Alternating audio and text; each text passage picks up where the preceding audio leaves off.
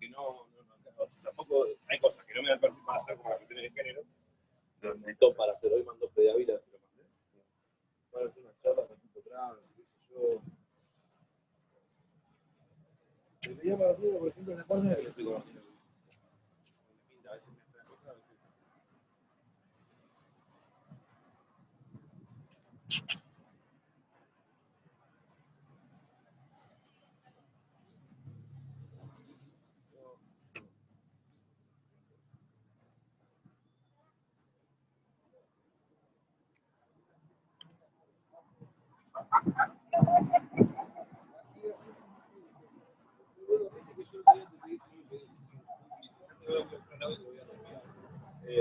Por el número del teléfono nuevo, ahí lo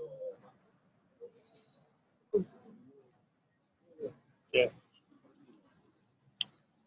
Bueno, y Marta está en esa etapa de... ¿qué? Marta está en la etapa esa de que no le puedo decir nada porque se hincha la pelota. Se lo hace igual, pero...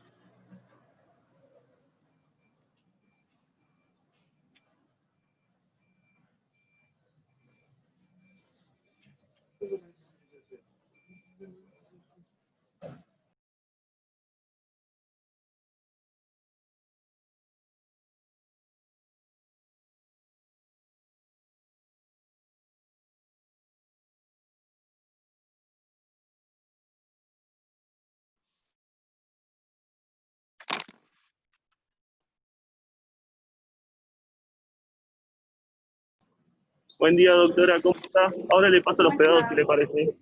¿Cómo? ¿Le paso los pedados a usted? Dale. Genial. Muchas gracias. De nada.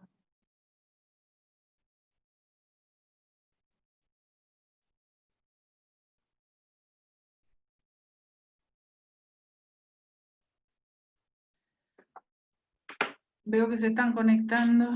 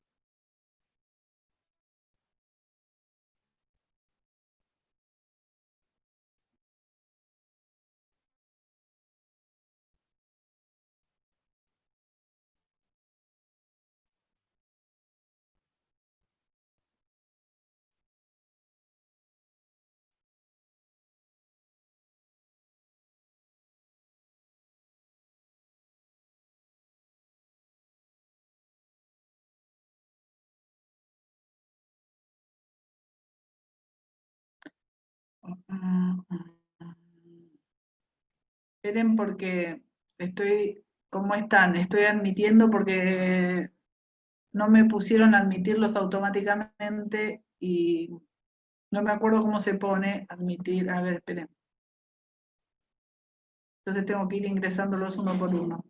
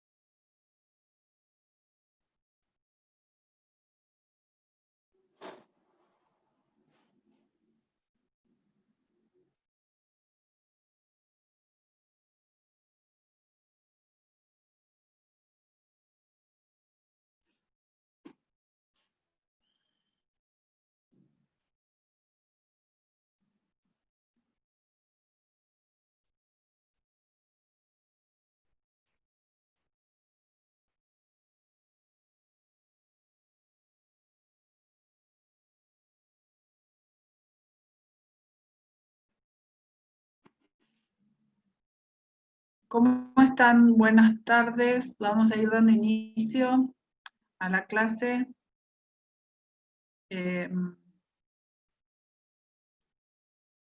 Como está establecido en el crono que ustedes deben tener también, la clase de hoy es una especie de repaso de contenidos de la bolilla de derechos personalísimos que desarrolla el titular de la cátedra, que es el doctor Pellier, y que en este caso, esta clase la vamos a utilizar para reparar algunos contenidos o para evacuar las dudas que ustedes tengan, puntualizar algunos temas, sino un repaso o pantallazo general.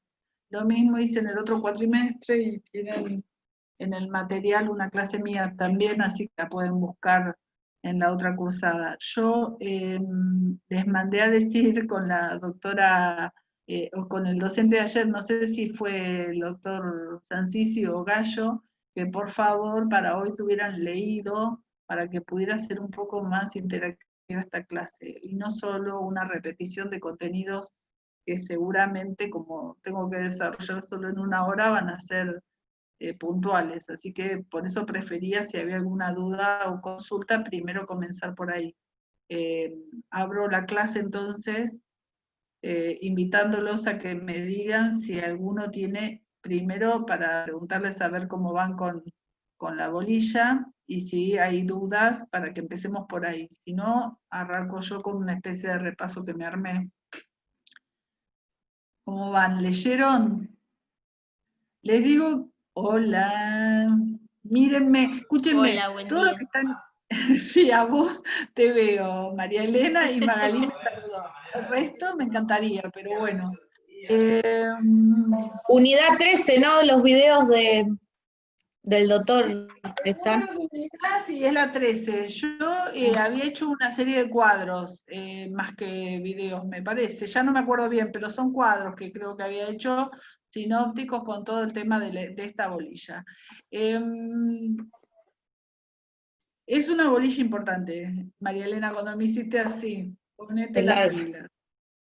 O Es larga. sea, Vengo muy personalísimos, atrasada, no le voy a mentir, vengo por la 9. no, bueno, está bien, entiendo. Yo te quiero decir que personalísimos es un tema Sí, troncal sí. y que siempre hay varias preguntas de esto. Todavía no tengo ni idea cómo se va a desarrollar el examen, pero sí te puedo asegurar que vas a tener seguramente uno, por lo menos, o dos preguntas de este tema. No sé de cuál, es largo, ¿viste? Pero además podés estar atrasada, pero digamos que no, ¿qué voy a decir yo? Yo siempre lo elijo este tema, cuando puedo me lo quedo en la cursada. Es un tema interesante, es algo que siempre genera debates, que nos resulta cercano, más amigable que otras cuestiones por ahí más técnicas. Entonces, en ese sentido, te animo a que te pongas al día, no solo por la cuestión académica, sino que este tema te va a resultar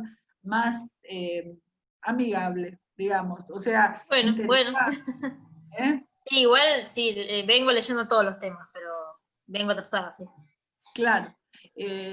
Bueno, derechos personalísimos son esenciales al hombre. Yo no voy a empezar con, pero hacen a la vida de las personas. Entonces, en ese sentido las definen. Y si bien son un desarrollo que podemos ubicar, si ustedes quieren, en la segunda mitad del siglo XX, luego de la guerra, Segunda Guerra Mundial, etcétera, son conceptos que están en las normas incluso del derecho romano, en desarrollos doctrinarios del siglo XVI, en edictos del derecho romano, o sea, todo eso no voy a repetir porque eso lo pueden leer tranquilamente en los libros, ¿no? Que no obedece o no tiene mucha dificultad. Sí les puedo decir que esto son verdaderos derechos humanos, ¿no es cierto? Por eso es que lo ubicamos, digamos, las normas se empezaron a desarrollar como un instituto o de manera genérica a partir de la finalización de la Segunda Guerra, porque justamente se trató de humanizar y de reconocer derechos que hacen a la personalidad, más allá de algunos que ya estaban en el derecho, por supuesto, porque vamos a ver que los derechos personalísimos tienen 3 grandes grupos, los que hacen a la integridad física. Profe, ¿no tiene gente esperando? Ay, a ver, te digo. Claudia. No me estaría saliendo. Ahí, Claudia Sarmiento, ya la estoy admitiendo, gracias. Bueno, como les digo, en derechos personalísimos tenemos 3 grandes grupos de derechos que reconocen la personalidad, que involucran a la personalidad. Los que tienen en cuenta la integridad física, esos ya estaban en el derecho, porque piensen que desde el derecho a la vida, que está reconocido en el derecho constitucional, penal, civil, o sea, tenía una amplia tutela, el derecho a la libertad, que también existía antes, si ustedes quieren, obviamente de la Segunda Guerra Mundial. Lo que me refiero es que hay un gran bloque de derechos personalísimos que tienen que ver con los que tienen o son agrupados como la integridad espiritual, que esos sí tuvieron más desarrollo en esa época. O sea, el derecho al honor, el derecho a la privacidad, a la identidad, todos esos derechos, ¿sí?, son los que se han desarrollado en la última etapa.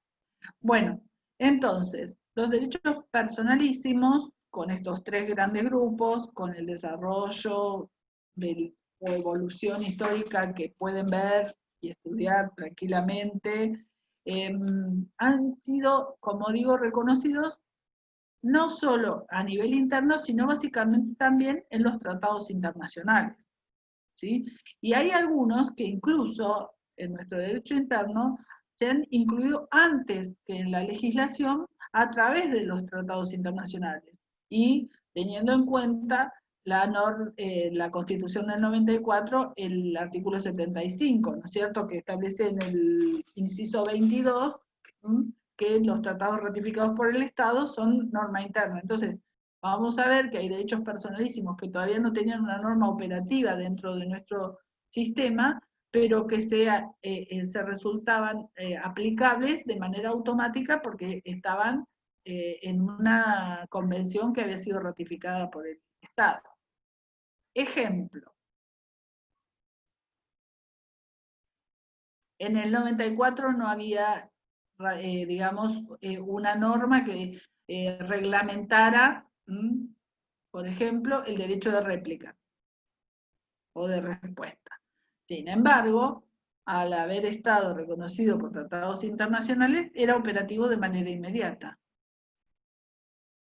¿Sí? Esto quiero decir. A veces, el derecho supranacional se convierte en normas operativas y después, obviamente, está incluido en el código y después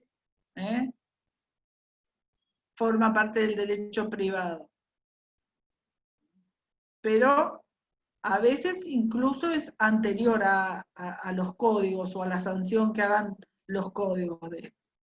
En especial porque en nuestro Código Civil, el anterior a la unificación, ¿no es cierto?, los derechos personalísimos no tenían un tratamiento individual, no había un capítulo referido a los derechos personalísimos, ¿sí? Entonces, hasta la unificación, bueno, previo a la unificación, hubo una inclusión en el artículo 1071 bis, ese es el antecedente de, digamos, de norma que tenemos de protección de los derechos personalísimos.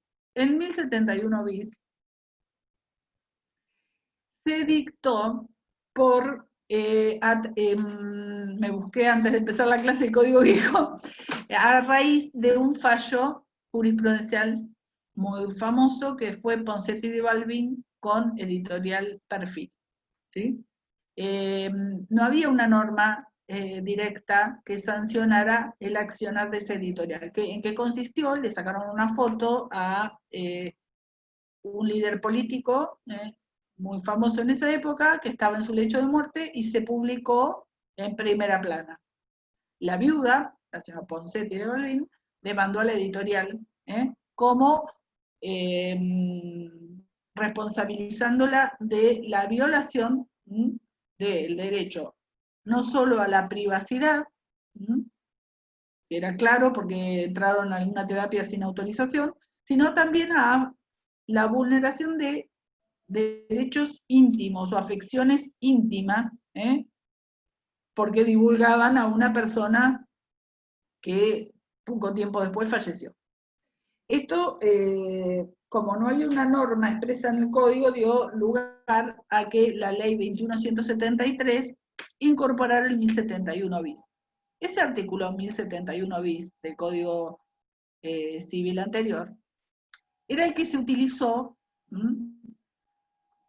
como norma interna para la protección de los personalistas, de casi todos, o por lo menos todos los que son del bloque que yo mencioné de la integridad espiritual, porque después tenemos los de la integridad física, hay normas de derecho penal, normas de derecho...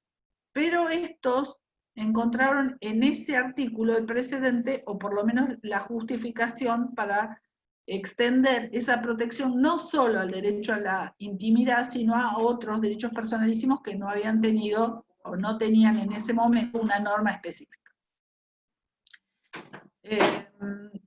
Bueno, este artículo es parecido al artículo 1770 y 1771 actual. El 1770 creo, sí. 1770. Que en el código, por lo menos en el programa, fíjense, que están, por lo menos en la copia que a mí, que yo tengo del centro, está mal, porque dice 1170 cuando habla en el punto 10 del derecho a la intimidad, dice artículo 52 y 1170 decía en la copia que yo tengo. No sé si en la que ustedes tienen dice 1170 también, corríjanlo, porque es el 1770. Si no, no van a entender, porque 1170 es boleto de compraventa, no tiene nada que ver con esto.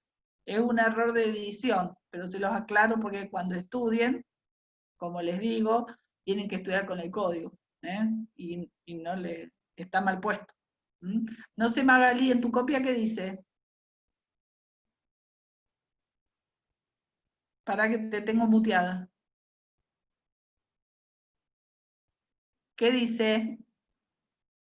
El código, el 1770, protección de la vida privada. 1770. Ah, en la copia que tenía yo dice 1170, se ve que después lo corrigieron. Por las dudas lo aclaro por si ustedes tienen una copia parecida a la o anterior, que era la que yo tenía, y está mal escrito. Esperen que voy a dar ingreso a una persona. Bueno, entonces, como les decía, este artículo fue incorporado por la ley a raíz de este caso. Y con ese artículo, en ese artículo, que es muy similar al 1770 actual, tenemos en él todas las acciones disponibles cuando hay un ataque al derecho a la intimidad. ¿Sí? Que puede ser lo que nosotros tengamos que resolver para un cliente que nos venga a ver en virtud de haber sufrido un ataque a cualquiera de los derechos personalísimos. Pero pongamos el de la intimidad, que es el que está mencionado en ese artículo. Si ya leyeron, alguno leyó, digan, sean sinceros, ¿leyeron el tema? ¿Vieron, saben o les suenan las acciones disponibles para proteger el derecho a la intimidad o a la identidad? Bueno, vamos a leer este artículo y en este artículo están todas ahí. Después de ahí vamos a arrancar con la explicación de eso, que es un tema importante, porque a veces en toda la teoría pierden de vista cuáles serían las acciones que tenemos que entablar cuando se produce un ataque a cualquiera de los derechos personalísimos. El 1071 bis del código anterior decía: el que arbitrariamente se entrometiera en la vida ajena, publicando retratos, difundiendo correspondencia, mortificando a otros en sus costumbres o sentimientos, o perturbando de cualquier modo su intimidad, y el hecho no fuera un delito penal, será obligado a cesar en tales actividades si antes no hubiera cesado, y a pagar una indemnización que fijará este, a pedido del agraviado, ordenar la publicación de la sentencia en un diario o periódico del lugar, y si esta medida fuere procedente, para una adecuada reparación. Bueno, primero tiene una acción que se llama preventiva, está en el artículo, dice: será obligado a cesar si no hubiera terminado el ataque. ¿Qué puede pasar? ¿Cómo puede ser un ataque continuado? Piensen en lo más común. ¿A alguien se le ocurre algo? Cuando ponen las revistas y publican la vida de la gente y eso. Los medios de difusión, los medios de prensa, justamente en el ejemplo de que se trata, era por una publicación. Pero piensen que hubiera sido, no sé, si la prensa decidiera, o el medio de prensa decidiera publicar en diferentes publicaciones o periódicas la vida de alguien, no sé, la biografía no autorizada, y hubiera periódicamente. Entonces, si ese ataque va a ser continuado y no ha cesado, puede ser interrumpido por él. Es una acción de abstención muy, muy importante, en el fallo Servini de Cubría. El fallo Servini de Cubría es un fallo muy importante en este tema. Después vamos a volver sobre ello porque esta clase pretende ser algo no exactamente igual a todo lo que han visto o que les ha dado el doctor Pellier, sino específicamente sobre la cuestión práctica o los antecedentes de jurisprudencia, que me parece importante que los conozcan. Habíamos tenido uno de Menem también, cuando publicaban cosas sobre el hijo que no ha reconocido, y eso también con la revista. Exactamente, Menem es otro fallo, pero no es de los más, es en ese sentido, pero en realidad el de Menem también va para la doctrina de la real malicia, que es otra cosa. Después vamos a ir a eso, que tiene que ver con los medios de prensa. Bueno, entonces, lo que quería explicar era qué tipo de acciones. Vamos a eso, después vamos a hablar. Primero, si el ataque se está produciendo, puede hacer que se detenga. Eso pasó con Servini de Cubría. O evitar que se produzca cuando todavía no se produjo. Ahí, ¿qué hizo la jueza? Prohibió la emisión de un programa donde se iba a hablar de ella, supuestamente de manera agraviante. Entonces, fue a la justicia y la justicia evitó la emisión de ese programa. ¿Qué pasó con esto? Fue visto como una violación al derecho. ¿A cuál derecho? La libertad de expresión o algo así. Muy bien, a la libertad de expresión. Vamos a ver que muchas veces en este tema puede ser que haya derechos en colisión de los diferentes actores. El derecho a informar, el derecho a la privacidad del otro, el derecho a la identidad, el derecho a reserva del otro, por ejemplo, entre los hijos adoptivos y los padres. Como en el caso de Balbín, ¿no? Que estaba la disputa de que la prensa decía que tenía derecho a informar y la mujer decía que no. No, en Balbín no había ningún derecho, porque nadie autorizó nada y se metieron en una terapia intensiva. Ahí no. Ese ejemplo no te lo tomo, porque ese no. Ahí había era una intromisión sobre un lugar privado. No, podría ser un ejemplo donde hubiera imágenes que fueran semipúblicas, que alguien pudiera decir, bueno, había derecho a informar sobre alguna cuestión de interés general, pero ir a ver cómo muere alguien no creo que tenga interés para la gente en general, ¿eh? No hay un interés público involucrado. Van a ver que las excepciones que encontramos a este cuidado que tenemos que tener de la vida privada, hay excepciones, sí hay, pero son pocas. Y esas excepciones, ¿qué tienen en cuenta? ¿Qué piensan ustedes? Si estamos hablando de derechos humanos, derechos personalísimos, derechos que son, si quieren ustedes, los más importantes que tenemos, todas las personas.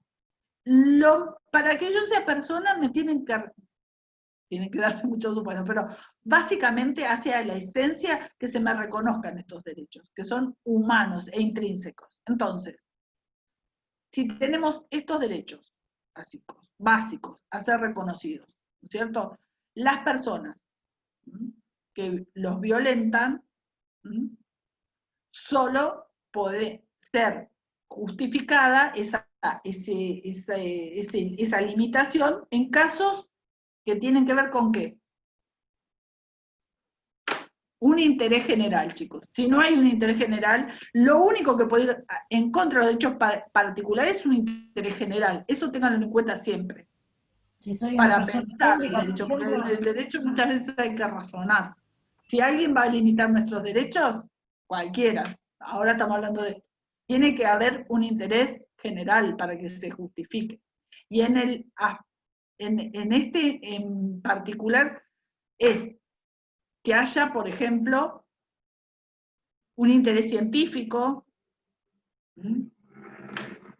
para que beneficie a la comunidad, puede ser una cuestión que vinculada justamente en este contexto con la pandemia, y que entonces se difunda que existen tantas personas internadas o datos de las edades de los internados, que son datos personales, pero que tienen que ver con un interés general. O la difusión de, cuando tiene que ver con la seguridad de algún identikit, de algún delincuente peligroso, o sea, cuando haya un tipo de interés o un interés científico, solo en esos supuestos entonces el interés particular puede ceder, y esas serían las excepciones que se aceptan, no otras, tienen que ver con eso, ¿está claro? Bueno, entonces, en ese artículo ya teníamos las acciones. Una podía ser de abstención, y si el ataque ya se había producido, como pasó en este caso, que ya le habían sacado la foto, ya se había publicado, se puede pedir la indemnización de los daños y perjuicios derivados de ese accionar antijurídico, porque ese es un accionar antijurídico. O sea, indemnización de daños y perjuicios, daño económico, daño moral, eso lo van a ver en obligaciones, pero puede ser tanto económico como moral. Con la aclaración que yo ya les hice cuando hablamos de personas jurídicas. ¿Se acuerdan? El daño moral para las personas jurídicas, que dijimos que no se reconoce. Sí, el daño económico.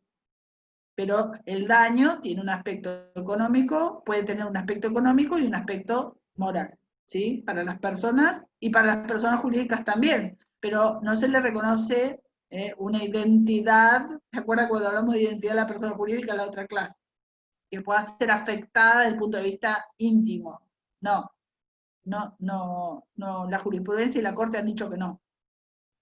Entonces, la reparación de los daños. Dice también la publicación cuando fuere procedente para la reparación del derecho. O sea, cuando la publicación de la sentencia que condena a la persona fuera procedente. ¿Por qué podría no ser procedente? Porque si hubo un ataque a un aspecto de la intimidad, como puede ser la vida privada, no sé, que se difundiera una fe, una aventura, algo que no tuviera nada que ver con la vida pública de las personas, y que hubiera una sentencia que condenara ese accionar, quizás publicar la sentencia no hace más que volver a poner en la esfera pública algo que uno no quería que trascendiera. Entonces, Tiene que ser a pedido de parte y debe ser oportuno para la efectiva reparación. No siempre eso va a ser efectivo, depende de qué tipo de derecho haya sido atacado. ¿Se entiende? Ese tipo de reparación se llama reposición en natura. O sea, si me atacaron por el medio de prensa, puedo pedir que ese mismo medio publique la sentencia. Algo similar ocurre con el derecho de respuesta o rectificación. Cuando justamente también han sido vertidas afirmaciones o hechos de la vida y uno está reglamentado hoy, el derecho a pedir que uno pueda contestar. Derecho de rectificación o de respuesta o de contestación, lo pueden encontrar en los libros, es justamente contestar algo o aclarar o negar algo que se está diciendo de la persona. Esto, acá vamos a hacer una aclaración. Los derechos personalísimos son parcialmente disponibles. No todos. La vida no es disponible porque está sancionada el atentar contra la vida de las personas. Y el delito que podría ser el autolesionarse, ¿sí? Si uno intentara atentar contra su propia vida, no está penado porque si ocurre, caduca la pena porque está, o sea, no tiene pena en el Código Penal. Pero hay otros delitos, ¿sí?,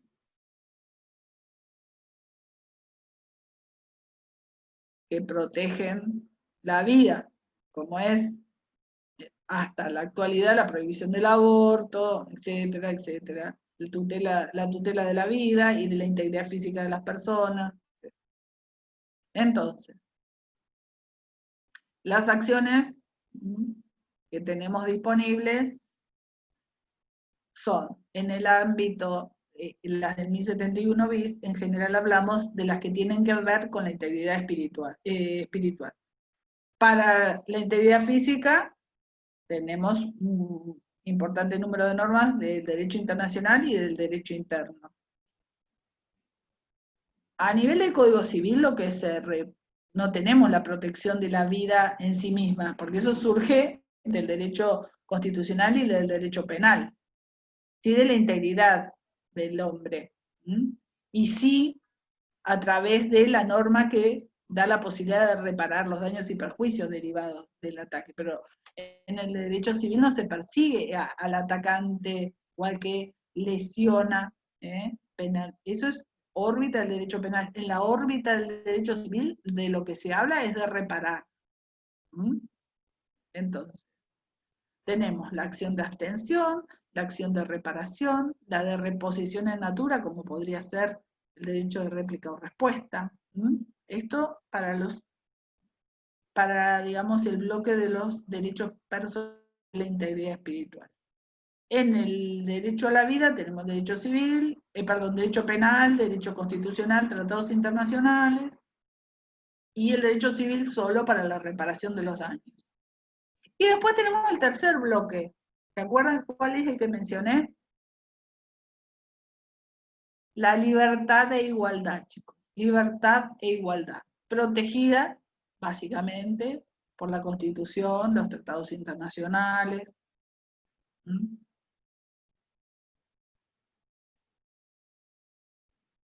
Pero que también tienen dentro del Código Civil normas que la tornan operativa y exigible para el resto de las personas.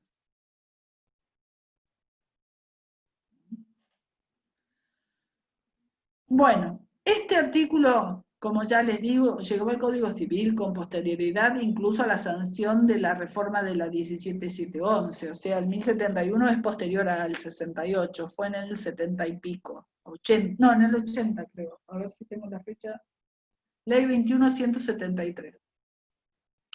Bueno, pero esa era la única norma que teníamos en el código que se refería a los derechos personalísimos. Y como les digo, como era la única, se empezó a utilizar, o se usaba como norma, para también proteger otros derechos personalísimos, como la intimidad, la privacidad, el honor. Bueno, con la sanción del código de la unificación del código, esto ha sido modificado. En la actualidad hay una serie de capítulos y artículos referidos a los derechos personalísimos que tienen en cuenta las doctrinas más modernas y que constituyen un bloque de protección, la verdad que bastante importante, novedoso, en algunas normas de avanzada, pero en la mayoría de los casos, estas normas, ¿de dónde salieron? No es que no existían, no estaban en el Código Civil, pero había tratados respecto de ellas, estaba la ley de salud y el derecho de los pacientes, que de ahí hay un montón de normas que están acá en este capítulo. Estaba la ley que protegía los derechos de los menores.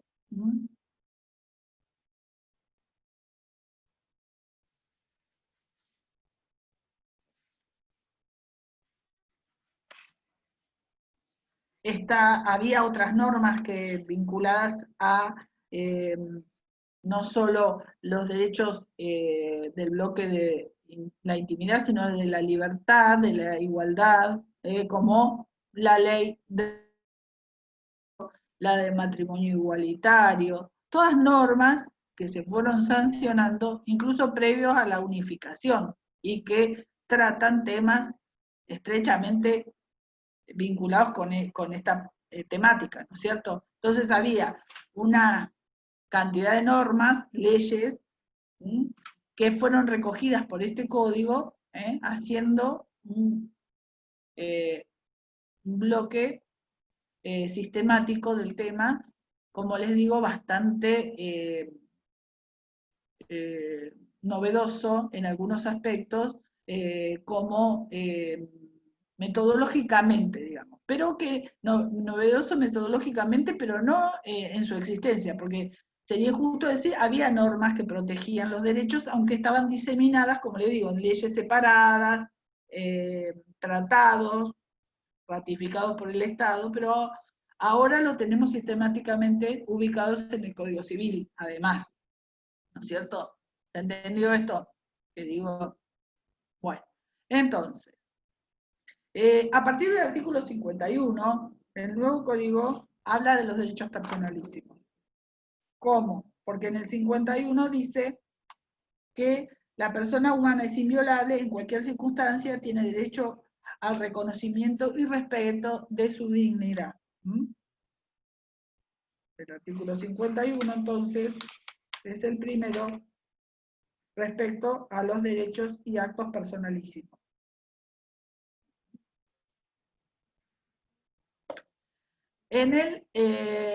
A partir de ese capítulo, habla del derecho a la dignidad, a la imagen, los actos de disposición de los derechos personalísimos. ¿Qué quiere decir? La disposición de los derechos personalísimos es que son relativamente disponibles, o sea, nosotros podemos elegir repeler un ataque o no de los derechos personalísimos. El consentimiento para la disposición de los derechos personalísimos es admitido si no es contrario a la ley, la moral o las buenas costumbres. Este consentimiento no se presume, es de interpretación restrictiva y libremente revocable. En algunos casos, por supuesto, porque yo no puedo consentir el ataque, por ejemplo, a la integridad física. No está permitida la eutanasia. Eso no es disponible. ¿Está bien? Entonces, es disponible en tanto y en cuanto no sea contrario a la moral y las buenas costumbres, al derecho del Estado. Un acto contrario a las normas del Estado. En todo lo demás, yo puedo elegir no repeler un ataque contra mi honor, contra mi privacidad, si no me importa, si no quiero, si autorizo la publicación de él mismo. Como dice, no se presume, no se presume. Yo tengo que autorizarlo expresamente. Bueno, entonces,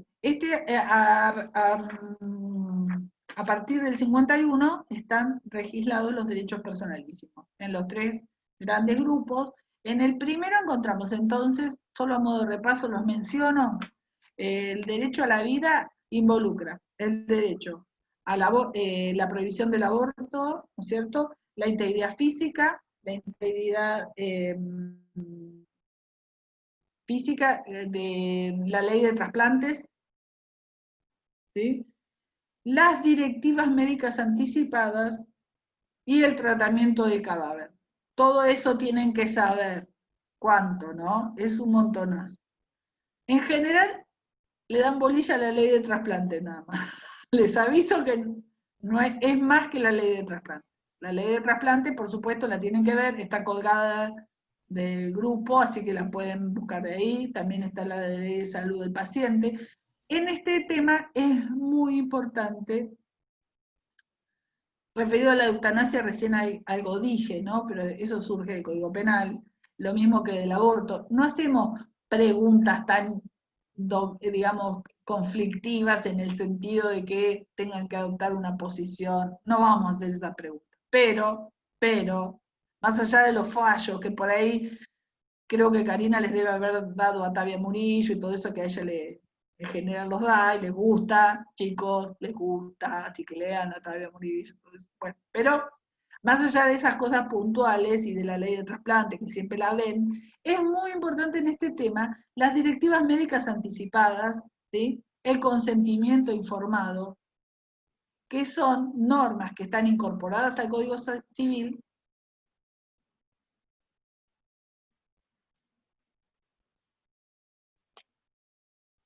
y que estaban en la ley que reglamentaba la actividad del médico y la ley de salud, que también la tienen colgada del sitio. Está en el consentimiento informado está en el 59, artículo 59.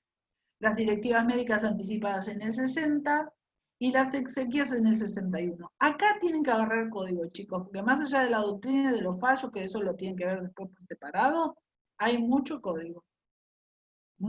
Entonces, el consentimiento informado es un tema muy importante si les toca algo de este tema.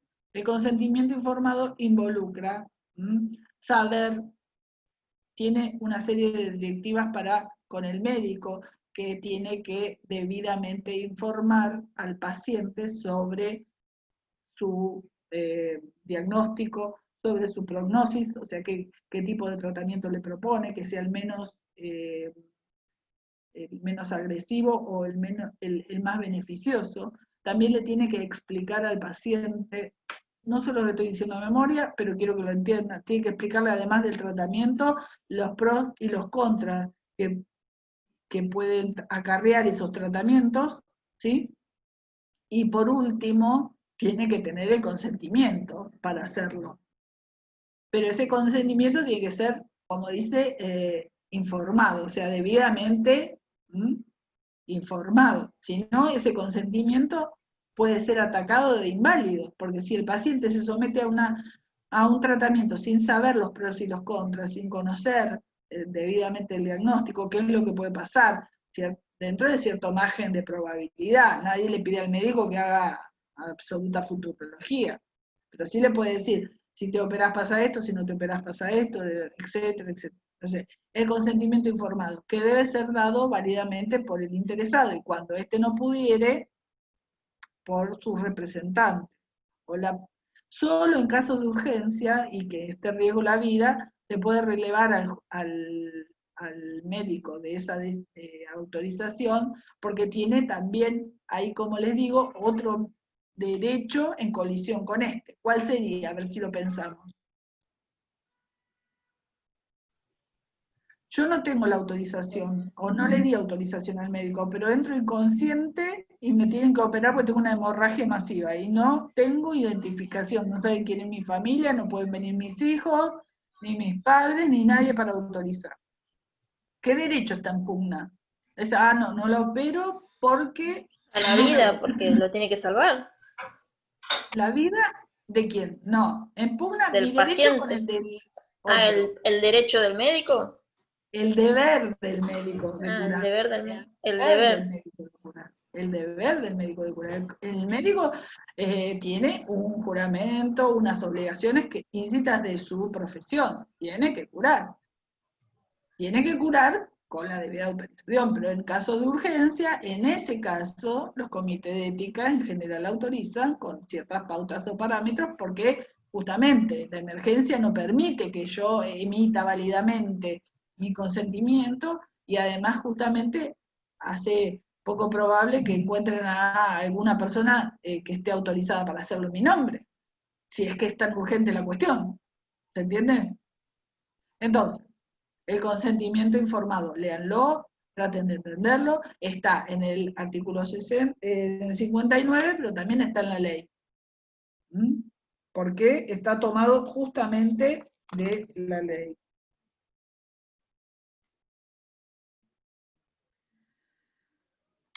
Todo este capítulo tienen que verlo, pero muy importante este del consentimiento informado y también importante, ¿sí?, el artículo de las directivas médicas anticipadas, porque eso es novedoso. Si hay algo novedoso en este capítulo, son las directivas médicas anticipadas. Estas directivas médicas anticipadas, ahora vamos a leer el artículo, y yo les voy a explicar en qué consiste. Quiere decir que yo puedo designar una persona que decida por mí, llegado el momento, si yo no soy capaz de emitir válidamente mi voluntad, cómo proceder respecto de mí y de mi salud y de las cuestiones vinculadas a ello. Dice, la persona plenamente capaz puede anticipar directivas, o sea, las puedo dar yo por anticipado y conferir mandato respecto de su salud y en previsión de su propia incapacidad, o sea, puedo hacerlo yo anticipadamente o designar a una persona, ¿sí? Puede también designar a la persona o personas que han de expresar su consentimiento por los actos médicos y para ejercer su curatela. Las directivas que impliquen desarrollar prácticas eutanásicas se tienen por no escritas. Eso dice el artículo 60. ¿Qué significa? ¿Qué tipo de directivas? Serían, por ejemplo, yo podría dejar de manera personal, siendo capaz de emitir mi voluntad válida, ¿no es cierto?, consciente y libremente, por escrito, por un acta notarial, he expresado mi voluntad de no ser mantenida en un respirador al solo efecto de él, una vez ocurrido o dictaminada la muerte cerebral, por ejemplo.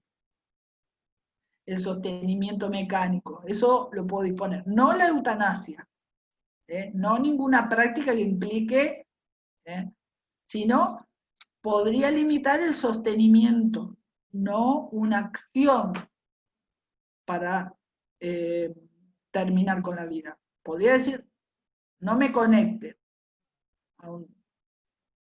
pero no podría decir, desconéctenme si estoy con actividad cerebral, por ejemplo, después de tanto tiempo. ¿Está claro?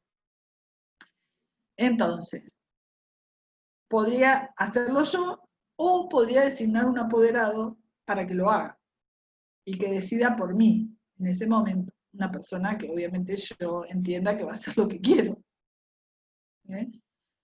Todo esto debe ser hecho por acta notarial previamente para que, llegado el momento, esa persona pueda justamente hacer valer esa voluntad y conocerla. Si hubiera alguna disposición que se entendiera que es eutanásica, se tiene por no escrita. ¿Qué quiere decir? Esa autorización va a ser válida, pero esa cláusula, como tiene un objeto que es como... Profe, hay otra chica esperando. Ahí voy.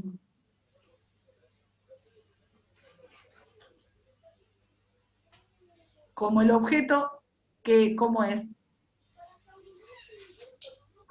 inmoral, contrario a la moral y las buenas costumbres, yo no puedo dar una directiva que implique la eutanasia.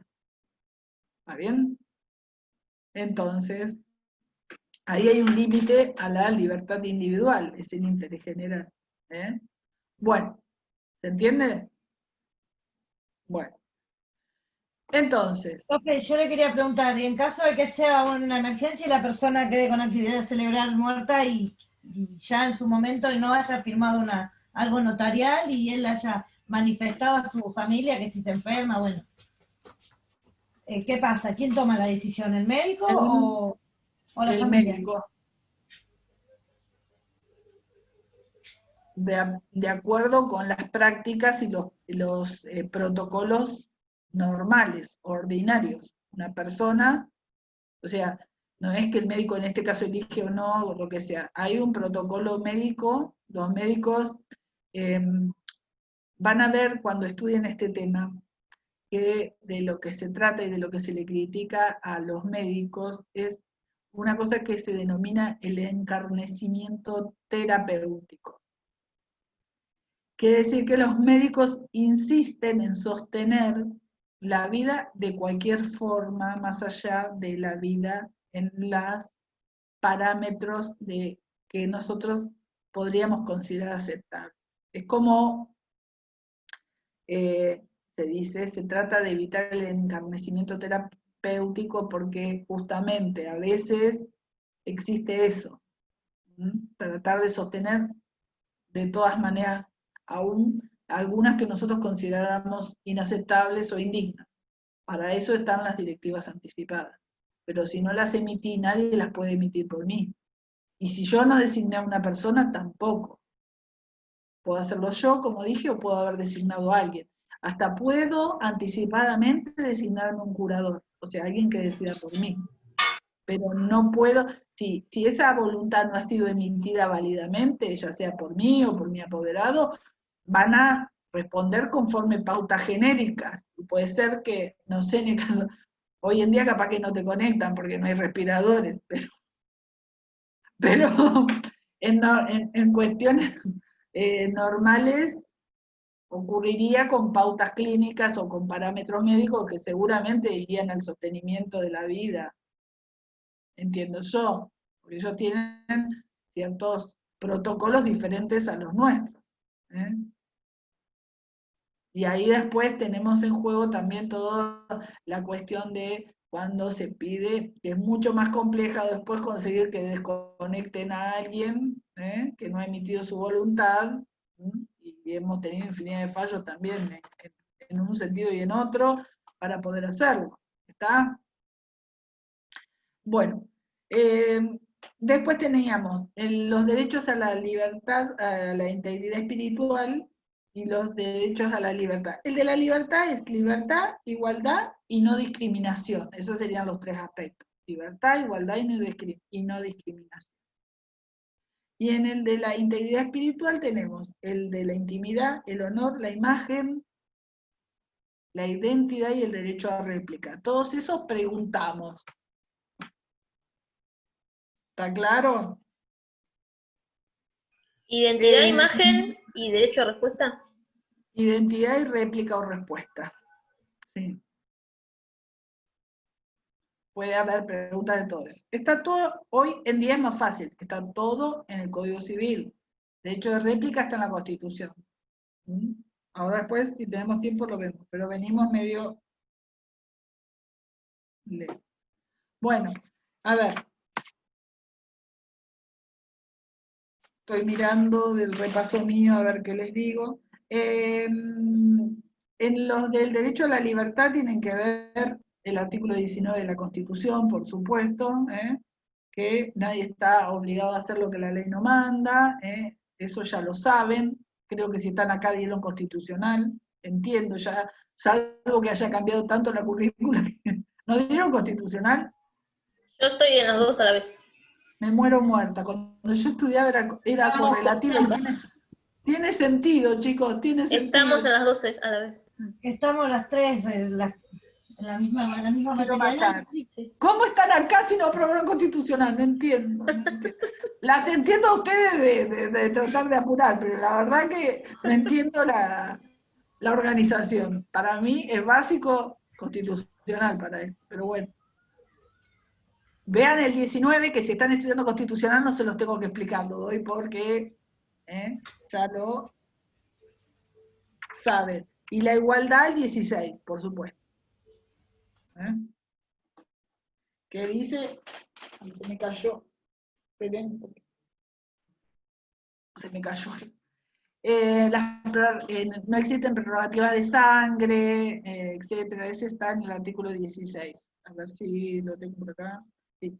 La Argentina no admite prerrogativas de sangre ni de nacimiento, no hay fueros personales ni títulos de nobleza, todos sus habitantes son iguales ante la ley y admisibles en los empleos, sin otra condición que la idoneidad. La igualdad es la base del impuesto y las cargas públicas. Y no se ría.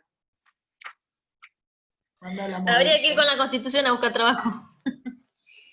Sí, a pagar impuestos, te diría yo. También. Que ahí nadie se ríe, pero bueno, hay mucho para decir al respecto. No es materia de esta clase, pero bueno.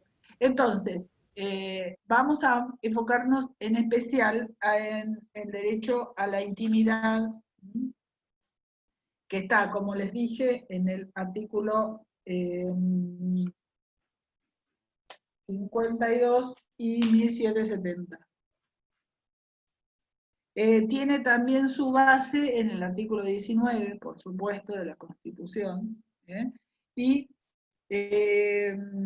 involucra la privacidad, no solo de la vida, sino del secreto de la correspondencia, el domicilio, los datos personales, el secreto profesional. Esos son todos aspectos del derecho a la intimidad.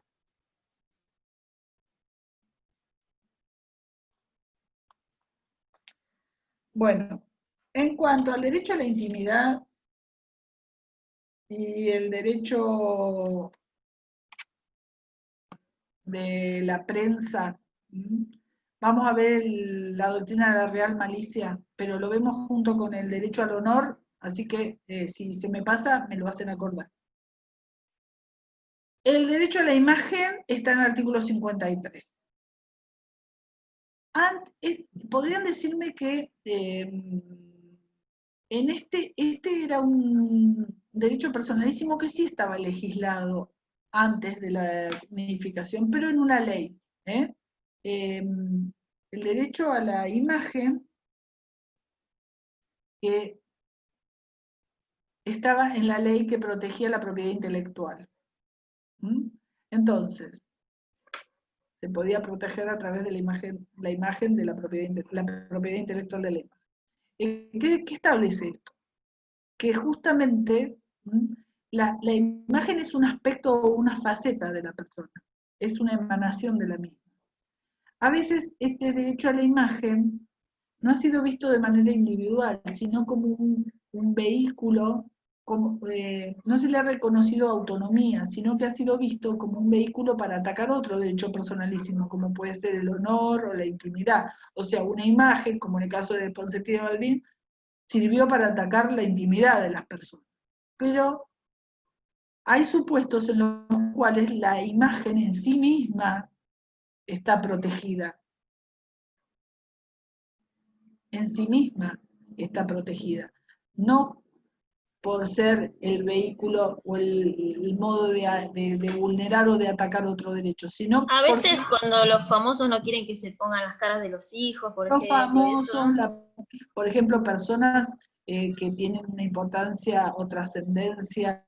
Yo, el caso de más celo que conozco del cuidado de la imagen es el de los herederos de Luther King, que nunca permitieron, hasta pasado el tiempo de protección, que se emitieran imágenes de él, salvo que fueran autorizadas y pagadas por los herederos, ¿sí? O sea, como este es uno sí de los derechos que es relativamente disponible. Yo puedo autorizar mi imagen, la difusión de mi imagen. Piensen en un modelo, una modelo trabaja con su imagen.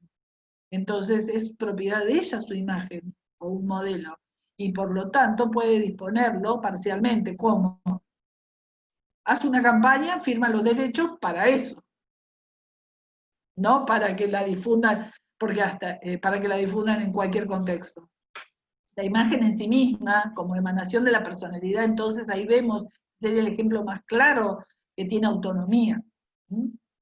Por eso les digo que a veces la imagen es un vehículo para atacar otro derecho personalísimo, pero en sí mismo la imagen es una emanación que puede ser atacada a través de la difusión sin autorización.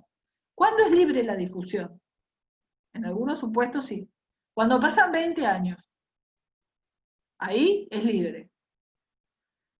Cuando fallece la persona, aquí pasa el derecho a sus herederos. Sus herederos van a ser los que tienen que autorizar la difusión de las imágenes, hasta también el mismo plazo, 20 años, o sea, siempre dura 20 años. O el interesado, sus herederos, dura 20 años. Mariano, te veo como una sombra negra, porque tenés mucha claridad en el fondo, algún día nos conoceremos. No pasa nada, la luz acá.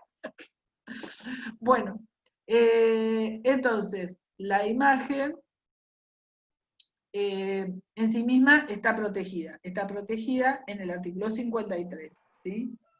Cuando se Para que no trata le de roban la menores, imagen, por eso se pone ahí, para que nadie claro. lo vea. Ah, sí, Mariano, tenés razón. Ahí va mejor. Salí al 53 vos y ya está. Ya está. Estoy iluminado. No. Bueno, también cuando se trata de menores está en la ley 26061 y está protegido. Por lo tanto, cuando se trata de difundir la imagen de un menor, se requiere la autorización del propio menor y de sus padres. ¿Está bien?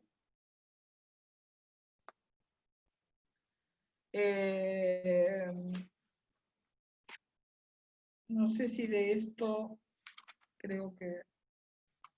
Bueno. En el derecho al honor, que acá sí quiero detenerme un cachitito, porque tiene un aspecto, el honor tiene un aspecto subjetivo y un aspecto, podemos decir, objetivo. El honor subjetivo es lo que nosotros pensamos de nosotros mismos. A veces es positivo y a veces es negativo. Yo pienso que soy bárbara y ustedes pueden tener otra imagen de mí. Yo pienso que soy inteligente y ustedes pueden tener otra imagen. Yo pienso que soy trabajadora y generosa y mis hijos piensan que soy tacaña. O sea, hay una imagen, o sea, hay una idea, perdón, no es imagen, saqué la palabra porque estamos hablando de el derecho al honor. Hay un honor subjetivo, que es lo que yo pienso o siento que soy yo, y otro que es objetivo, que es lo que emana y el resto puede ver o percibir de mí. ¿Sí? ¿Qué es lo que se protege? La emanación, la reputación que yo puedo tener. O sea, no lo que yo piense de mí, sino lo que trasciende. ¿Sí? Yo, lo que trasciende de mí como madre, lo que trasciende de mí como profesional, como docente, como, no sé, en alguna, si fuera militante de algún partido, no sé, en alguna de las emanaciones de mi vida, ese tipo, ese es el honor que protege la ley. Y que, por lo tanto, ese honor o el reconocimiento de parte del resto, u honra, justamente está protegido por la ley. ¿Contra qué? Contra una acusación calumniosa, contra un ataque justamente a ese honor objetivo. También puede ser ese ataque no solo a mí, sino a mi familia, y eso directamente afectarme y causarme un perjuicio desde el punto de vista moral, patrimonial, de los dos aspectos, porque si alguien difundiera sobre mí una acusación calumniosa diciendo que hice algo mal en un juicio o algo incorrecto, eso puede repercutir económicamente en mi trabajo y también moralmente en mis afecciones íntimas.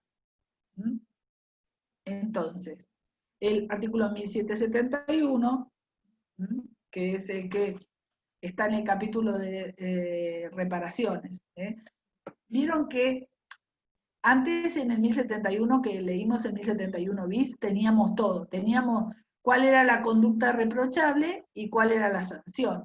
Decíamos, el que se entrometiera arbitrariamente, difundiendo, daba todas las conductas típicas, deberá ser obligado a cesar, a pagar la indemnización, a publicar. Bueno, estaba todo en un solo artículo. Ahora está desdoblado.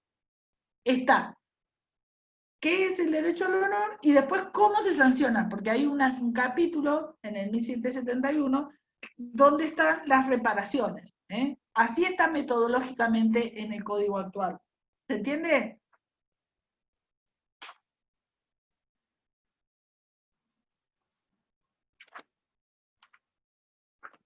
Busquen el 1771. Acusación calumniosa. El 1771 Calumniosa, habla de- calumniosa. ¿Cómo? Calumniosa. Acusación calumniosa. Acusación calumniosa. Pero está en los supuestos, si ven la sección 9, está en el capítulo de supuestos especiales de responsabilidad. ¿Ven cómo? Tenemos el derecho al honor, por un lado, ¿sí? Y por el otro, tenemos en el capítulo de responsabilidad cómo se sanciona el ataque. O Perdón, cómo ¿cuál se es el del derecho al honor? Está en el artículo 52, perdón. Ah, primero es como que los especifica y después dice las... Claro, esa es Separado. metodológicamente la forma. Primero te dice qué es, dice las afecciones a la dignidad, la persona lesionada en su intimidad, ahí tienen en el 52. Y después, en el capítulo de reparación, encontramos cómo es sancionado. Esa es también una diferencia metodológica respecto del artículo del código anterior. Antes teníamos todo en el 1071, decíamos qué acción era un ataque y cómo se reparaba. Ahora tenemos en el 52, es la persona humana lesionada en su intimidad personal, familiar, honra, reputación, imagen, identidad, o que de cualquier modo resultar menoscabada en su dignidad personal, puede reclamar la prevención y reparación de los daños conforme lo dispuesto en el libro 3, título 5, capítulo 1. Ahí nos está mandando a 1771. O sea, dice, el que sea menoscabado en alguno de estos derechos puede pedir la reparación que está en el capítulo de reparaciones, que es el 1771. O sea, tenemos que ver los dos artículos en su integridad. ¿Está bien? Para entender el sistema. Se los explico así porque si no, viste, como que hay que entender la metodología del código para amigarse con él y poder estudiar más fácil, ¿me entienden? Tienen que ver el 52 y ir al 1771, porque esto es un todo. No es que pueden ver uno separado del otro, si no, no se entiende. Salvo que sean unos genios. Si no, no se entiende. ¿Está? Y el 1771 dice que los daños causados por una acusación calumniosa solo se responde por dolo o culpa grave. Perdón, en 1770 y 1771. El 1770 dice que arbitrariamente se entrometiera en la vida ajena y publique retratos, difunda correspondencia y mortifique a otros en sus costumbres, sus sentimientos, perturbe de cualquier modo, debe ser obligado a cesar en tales actividades si antes no cesare ni a pagar una indemnización. Bueno, todo este artículo es igual al 1071 bis, salvo por una cosa. Hay una cosa que le sacó el legislador de la unificación. Una sola cosa. Se las voy a decir porque si no tienen que tener los dos códigos para ver. Que el 1071 bis decía, y si eso no fuera delito, sacó la parte penal que tenía ese artículo, y solo dejó todas las normas de derecho civil. Decía que si era entonces delito, como que había que recurrir a la justicia penal, pero ahora uno puede, en cualquier caso, cuando hay un ataque a la intimidad, al honor de las personas, pedir la reparación. Del mismo modo que decía el otro. O sea, puedo pedir que se abstenga que se detenga un ataque que está produciéndose, puedo pedir los daños y perjuicios, puedo pedir la reparación en natura, que es la publicación, el derecho de respuesta. Todo eso está en el 1770. ¿Sí? Para las acusaciones calumniosas tengo el 1771, que dice que se responde solo en caso de dolo o culpa grave. Bueno, para este tema me interesa que vean los siguientes fallos. Carrizo Coito, Portillo, Salvini de Cubría, que ya lo hablamos, y Campillay. ¿Esos están subidos en el campus? No me acuerdo. Voy a mirar y si no están subidos después voy a tratar de conseguirles o de mandarles aunque sea un resumen. Se lo voy a explicar muy sucintamente ahora y después si no están me comprometo a subir un resumen de ellos. ¿Sí? ¿Puede repetir, profesora? Los fallos, Sí. Carrizo Coito. Este fallo llegó a la corte, era un caso en el que se le prohibía a una persona la residencia definitiva por ser un testigo de Jehová.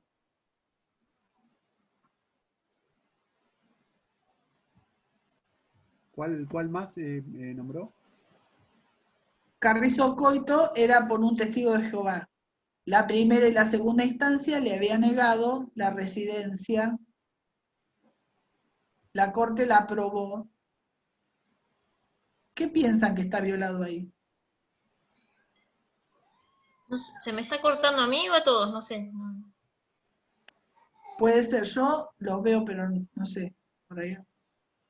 A mí no No. se me está cortando. ¿Qué derecho está involucrado ahí? ¿Qué piensan? ¿Qué es libertad de culto o no? Muy bien, muy bien, muy bien. Míreme bien, yo, Mariano. Sí, Mariano, te veo, ya hasta te veo, Mariano. Me bajaste la persiana, por eso te veo. Bajé la persiana. Bueno, la libertad de culto, por supuesto. ¿Qué otro Es ¿No fallo? le permitían la residencia en el país? Claro, era no le testigo de daban la Jehová? definición. Ah, Sí. pues se me cortó en un momento y no. Perdón. Ah, eras vos la que no. Sí, por ser testigo de Jehová. ¿Sí? Bueno.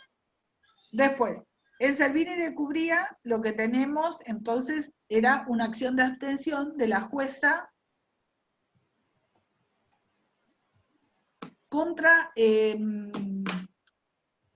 Borestein, Tato Boris. Es muy famoso ese, porque iban a emitir un programa donde se hacía alusión a ella.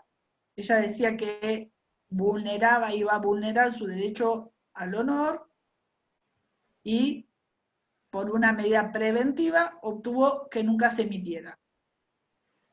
Hay que tener cuidado con lo que se piden, chicos.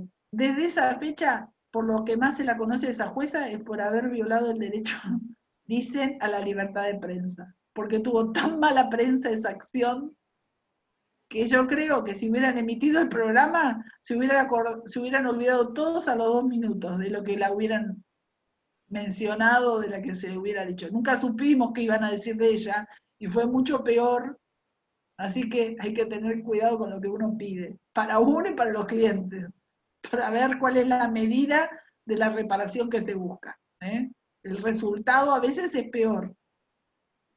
Bueno, otro fallo muy importante es Portillo. En Portillo se había condenado a una persona que no se presentó a cumplir con el servicio militar. La sanción era a cumplir el periodo establecido en la ley más 1 año más.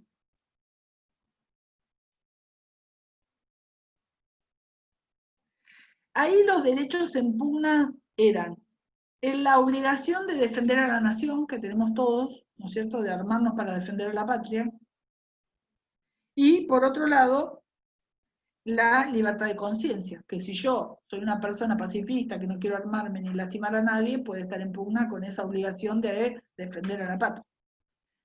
La Corte, en la resolución de memoria, no me acuerdo, pero dice algo así como que En el servicio a la patria, no solo, o como parte del servicio a la patria, no solo se tienen que armar, hay un montón o infinidad de tareas que involucran esa actividad que no podrían, que podrían ser realizadas sin violentar la propia conciencia de las personas. Y en ese caso revocó la sanción, en ese caso fue benigna. Y bueno, y el último fallo, después les voy a tratar de subir los resúmenes, me comprometo, que es importante es Campillay, que les dije hoy que íbamos a hablar de Campillay y de la doctrina de la real malicia, que está vinculada también con... En Campillay hay una demanda contra el diario La Razón, el Popular, y no me acuerdo el otro, creo que era Crónica.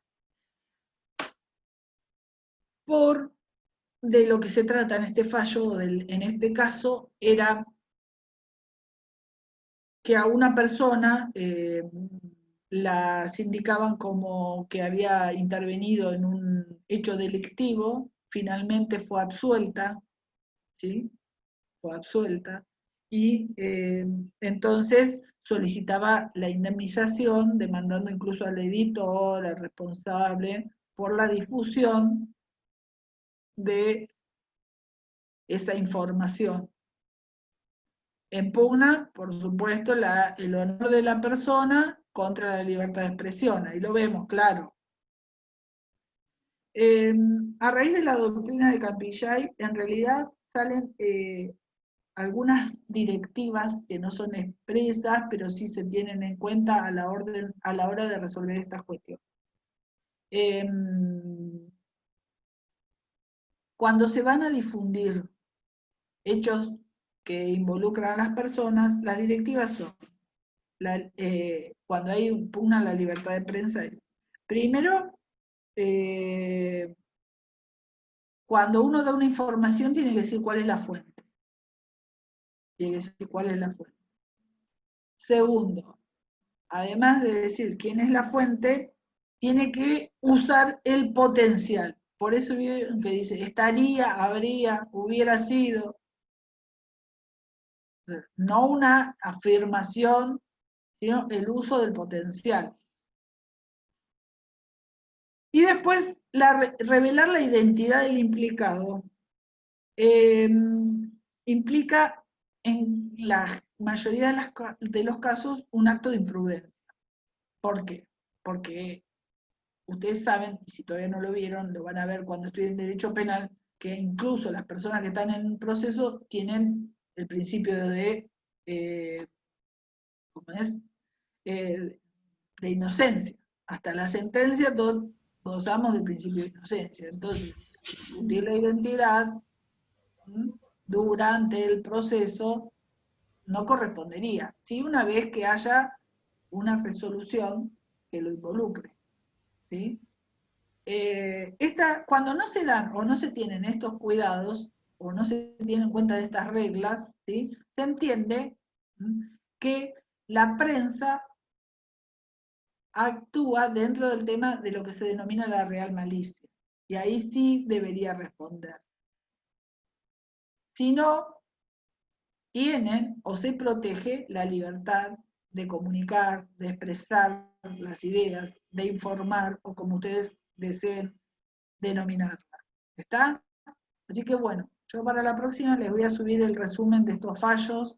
Son importantes, involucran los derechos de la personalidad en algunos aspectos, o algunos de ellos por lo menos, no todos, la libertad, el honor, la privacidad, etc.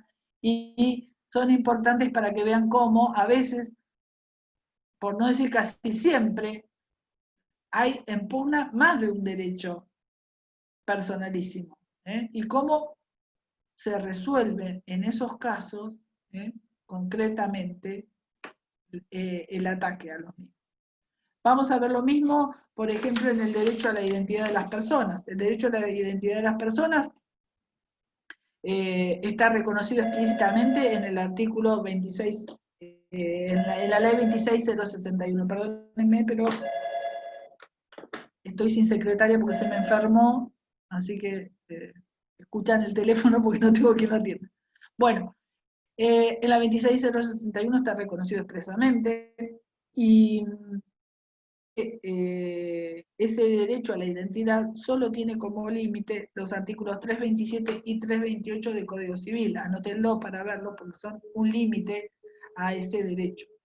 O sea, no hay derechos absolutos. Ustedes saben que el ejercicio regular de un derecho no puede atacar los derechos generales. Entonces, van a ver que dentro de ese ejercicio hay limitaciones que son válidas, no quiere decir ni los desvirtúan.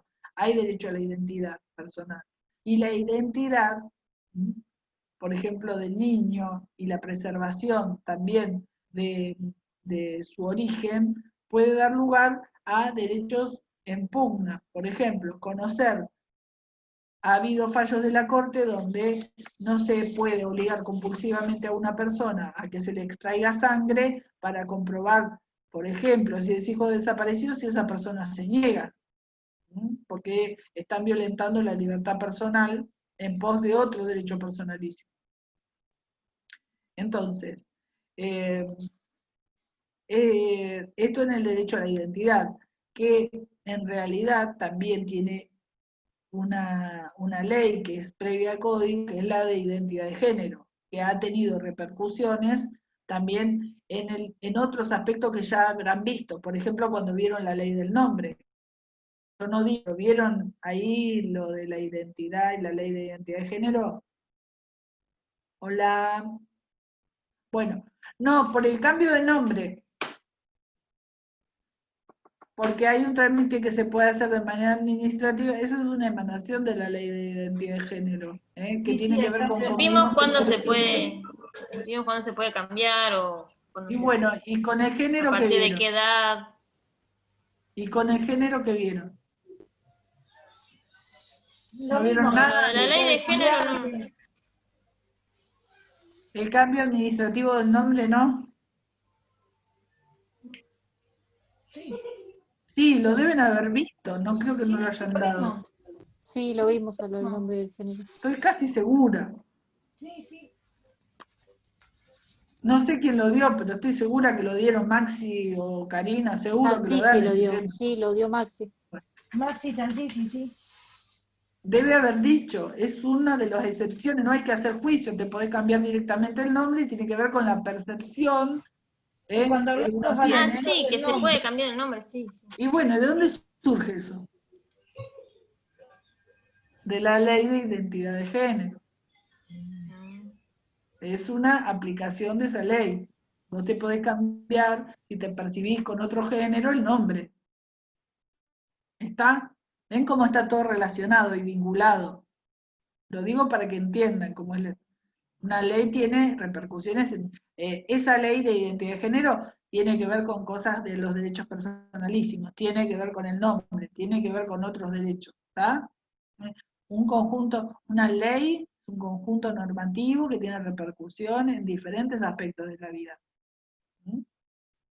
¿Se entiende? Bueno, ¿hay alguna pregunta? Porque ya tendría que ir cerrando. Yo les voy a decir una cosa, los veo que prestan atención. Me daría la impresión de que han estado leyendo este tema. No quiero pensar mal de ustedes, pero les digo que por favor se pongan las pilas, y ahora se lo digo como una amenaza expresa. Si no saben personalísimos, los mato. Porque siempre lo doy yo, le dedico tiempo, lo da el doctor Pelle, le subimos material. ¿Qué más tenemos que hacer? Si no les interesa de ustedes, de su vida y sus derechos, ¿qué puedo hacer por ustedes si van a ser abogados? No, Estudien. yo estoy como María Elena, re atrasada con las unidades. Totalmente. Bueno, Más que ella, voy más atrás que ella. Por lo menos ella llegó hasta. más atrás que María. Muy bien. Bueno.